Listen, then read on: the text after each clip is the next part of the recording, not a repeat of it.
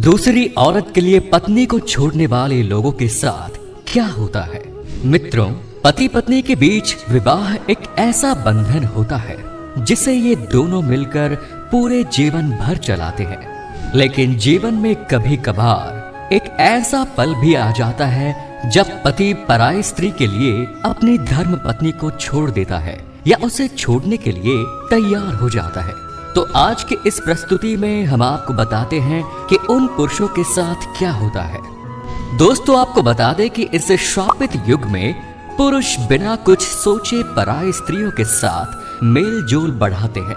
लेकिन ऐसे पुरुष ये नहीं समझते कि उस समय तो उन्हें इस काम में आनंद मिलता है, लेकिन मृत्यु के बाद उन्हें इस कर्म की क्या सजा मिलेगी। गरुड़ पुराण में कहा गया है कि जो पुरुष मर्यादा की रेखा पार करके पर स्त्री के साथ किसी भी प्रकार की करीबियां बनाता है, उसके लिए यमराज ने बड़ा ही कठोर दंड निर्धारित किया है। ऐसे पुरुषों को जयंती नामक नरक में फेंका जाता है और वहां उसके सभी पापों की सजा दी जाती है। ऐसा महापाप करने पर यमलोक में दहकते हुए लोगों के साथ पुरुष को चिपकाया जाता है। इससे जीवात्मा का शरीर जल जाता है और वो उस समय को याद करके रोने लगता है जब उसने पराई स्त्री के साथ नजदीकियां बढ़ाई थी।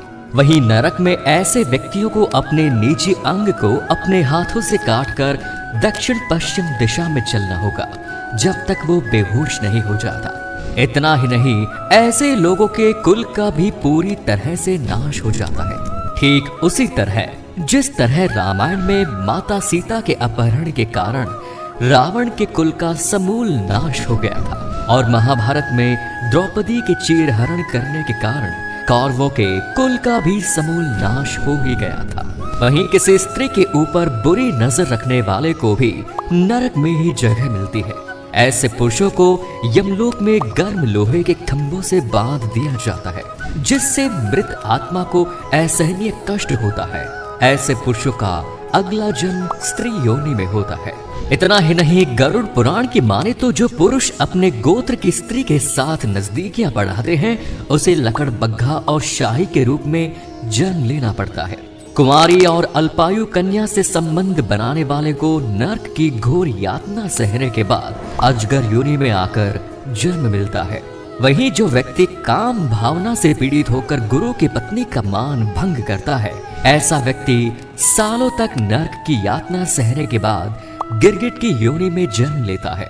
इतना ही नहीं, मित्र के साथ विश्वासघात करके उसके ही पत्नी के साथ नजदीकियां बनाता है तो उसे यमराज गधे की योनि में जन्म देते हैं और उसे कई जन्मों तक 84 लाख योनियों में भटकना पड़ता है। मनुस्मृति की माने तो मनुष्य को संयम से काम लेना चाहिए और पराई स्त्री से उचित दूरी बनाकर रखनी चाहिए। इसके अलावा गरुड़ पुराण में बताया गया है जो स्त्री अपने पति को छोड़कर दूसरे पुरुषों के साथ नजदीकियां बनाती है उन्हें यमलोक में दहकते लोहे में बांध दिया जाता है। पाप की सजा पूरी होने पर ऐसी स्त्री चमगादड़, छिपकली अथवा नजदीकियां बनाता है जिसकी वजह से मेरी पत्नी मेरे साथ नहीं रहती। ये सुनकर राजा ने तुरंत उसकी पत्नी और सेठ को दरबार में हाजिर होने को कहा। कुछ समय के बाद जब वो दरबार में हाजिर हुए तो उनसे राजा ने पूछा कि क्या तुम दोनों के बीच नजदीकियां बढ़ी है? तो दोनों ने इस बात को स्वीकार कर लिया।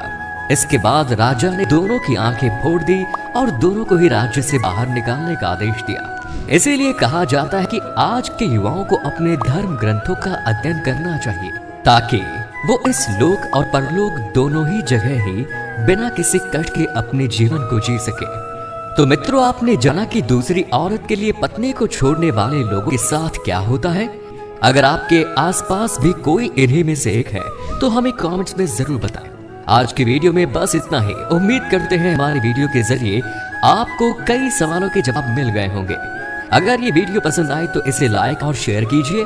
अगर आप हमारे चैनल को सब्सक्राइब नहीं करते तो जरूर करिए। इसके साथ ही मुझे दीजिए इजाजत। धन्यवाद।